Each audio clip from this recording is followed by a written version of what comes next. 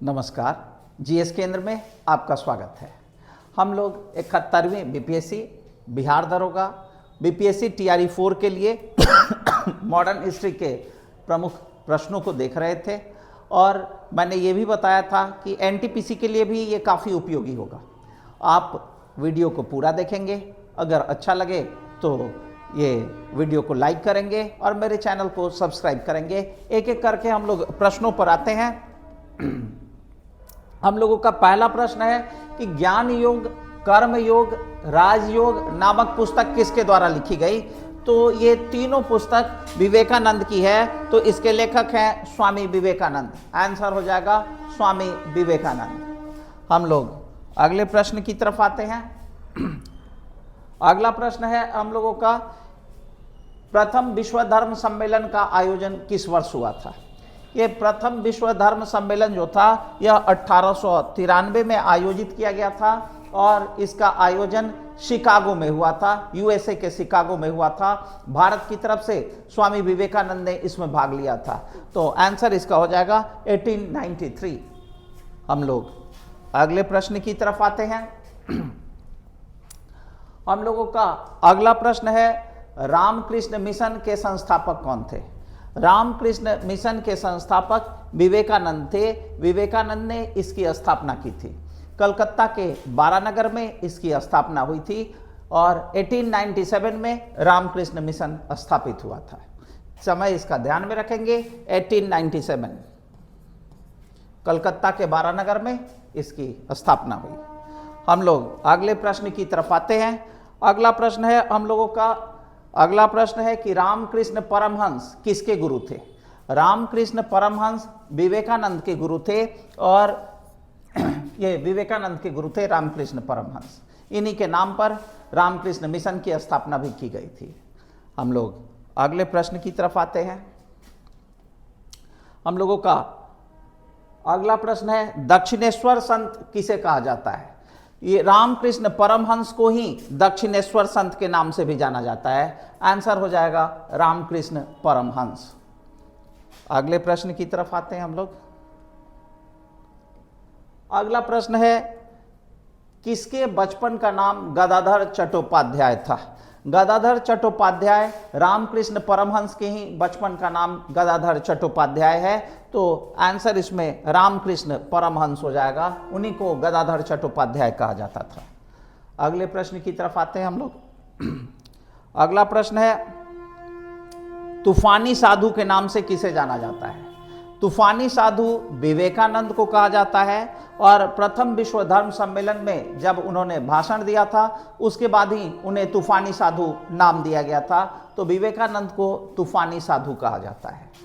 हम लोग अगले प्रश्न की तरफ आते हैं।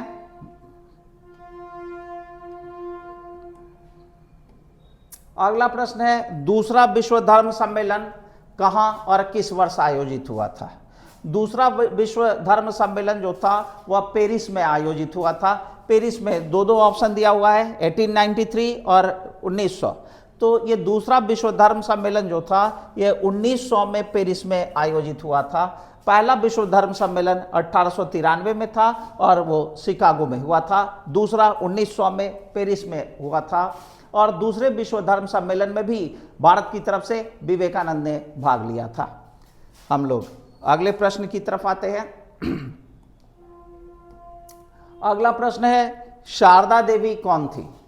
शारदा देवी ये रामकृष्ण परमहंस की पत्नी थी और इनका अल्प आयु में विवाह हुआ था। लगभग इनकी अवस्था 5 वर्ष की थी तभी उनका विवाह रामकृष्ण परमहंस के साथ हुआ था।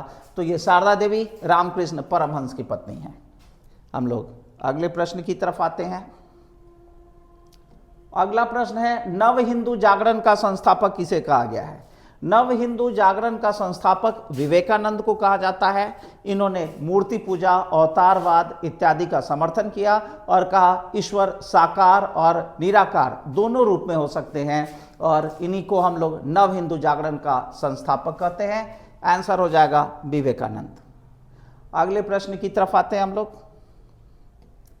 अगला प्रश्न है, विवेकानंद को आधुनिक राष्ट्रीय आंदोलन का पिता किसने कहा? विवेकानंद को आधुनिक राष्ट्रीय आंदोलन का पिता सुभाष चंद्र बोस ने कहा था।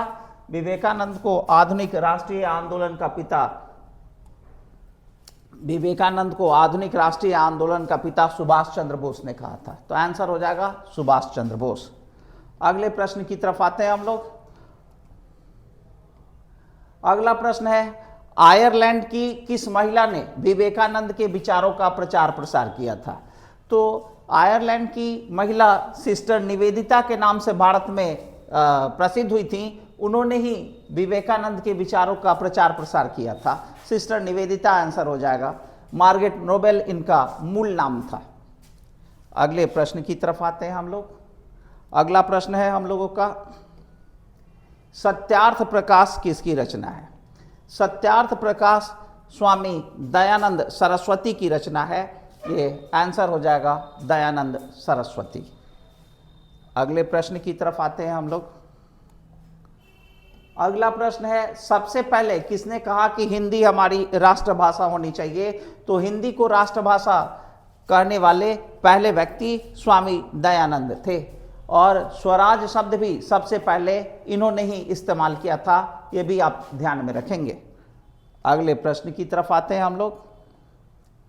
हम लोगों का अगला प्रश्न है, भारतीय राष्ट्रवाद का पैगंबर किसे कहा जाता है? भारतीय राष्ट्रवाद का पैगंबर राजा राममोहन राय को कहा जाता है। ये भारतीय राष्ट्रवाद का पैगंबर राजा राममोहन राय। आंसर हो जाएगा राजा राममोहन राय। हम लोग मिलते हैं अगले वीडियो में। धन्यवाद।